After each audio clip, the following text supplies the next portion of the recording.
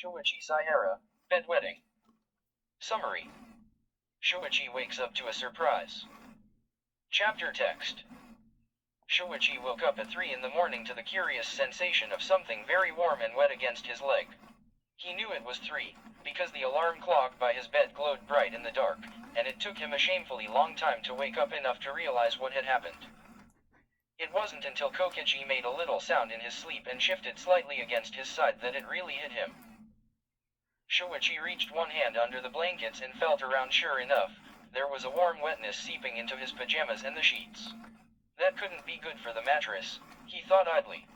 Further exploration proved that Kokichi's pajamas were soaked, and well, there was simply no doubt that the other boy had wet the bed.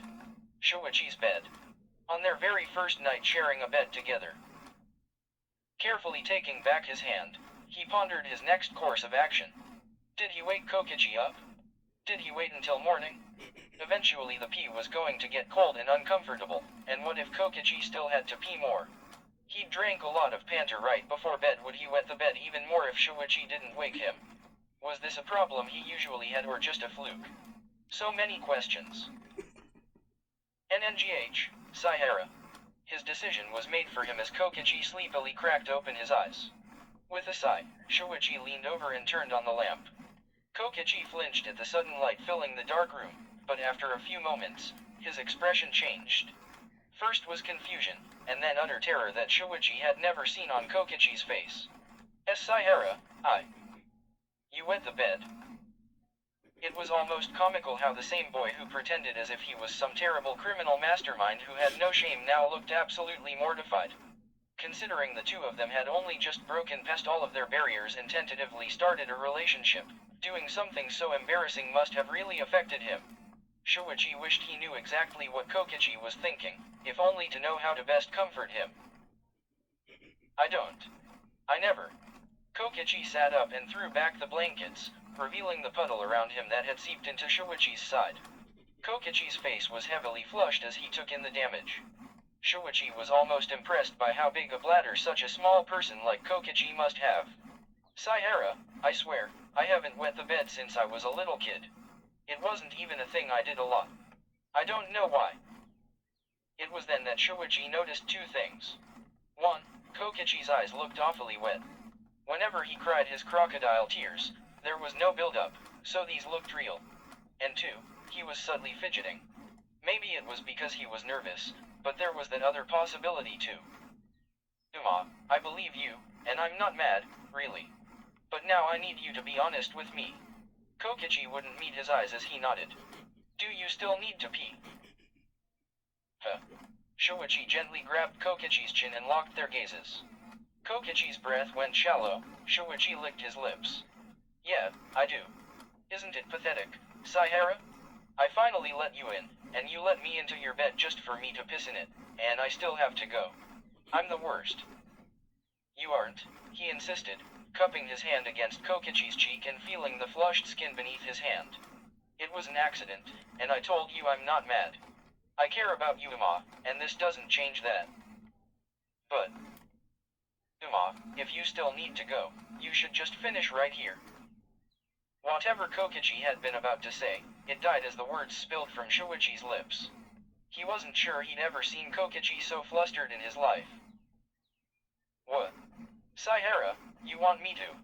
Shuichi nodded, his eyes glancing down to Kokichi's crotch. Kokichi's pajama pants were soaked, and he could make out Kokichi's yellow and pink striped underwear through the clinging fabric. He felt his cock twitch at the thought of Kokichi repissing them. I didn't know Saihara was so kinky. He giggled nervously, his face redder than Shuichi had ever seen it. Then, slowly, he nodded and closed his eyes. Shuichi watched with rapt attention as a little stream began to trickle out from the head of Kokichi's penis. Then Kokichi made a small, pained sound, and let go. Shuichi almost moaned as he watched the piss pour out of his soaked clothing, drenching the bed even more than it already was. None of that mattered though, as Kokichi had a look of relief on his face and Shuichi couldn't help but crawl into his lap and kiss him deeply. Kokichi moaned beautifully into the kiss, and Shuichi could feel that he was still peeing, now directly onto him as they kissed. His cock strained in his pajamas. He'd never been so turned on in his life. This was an aspect of himself he'd never realized existed, but he really couldn't deny it. Honestly, he didn't want to deny it. He wanted to make Kokichi feel better about the accident. He wanted to make Kokichi feel good. He reached into Kokichi's wet pants, palming him through his soaked underwear. Kokichi's bucked against his hand, moaning hungrily. Confident that his partner was enjoying this, he withdrew his hand and pushed Kokichi's clothes down past his hips so his erection sprang free. His own clothing soon followed, and he grabbed both of their erections and stroked them with abandon. Kokichi's moans were surely loud enough to wake any light sleepers, but Shuichi was too far gone to care. He kissed Kokichi as if his life depended on it, rubbing their cocks together, needing to be closer, closer, closer. He felt Kokichi shudder, and when he heard the breathy Shuichi that accompanied Kokichi's orgasm, Shuichi came as well, their cum mixing together to make the soiled bed even more of a mess. Shuichi held Kokichi tightly as they both came down from their high, kissing him gently and whispering little affectionate nothings in his ear. "You're so beautiful, Uma. You're so special to me. Stay with me, please, I need you." Unfortunately, it didn't take long for Shuichi to feel Kokichi shiver. The piss was cooling, and despite how turned on he'd been in the moment, the thought of sitting in cold urine wasn't exactly a pleasant thought. He slowly removed himself from Kokichi's lap and rolled off the bed, stripping away his clothes and throwing them on the wet bed.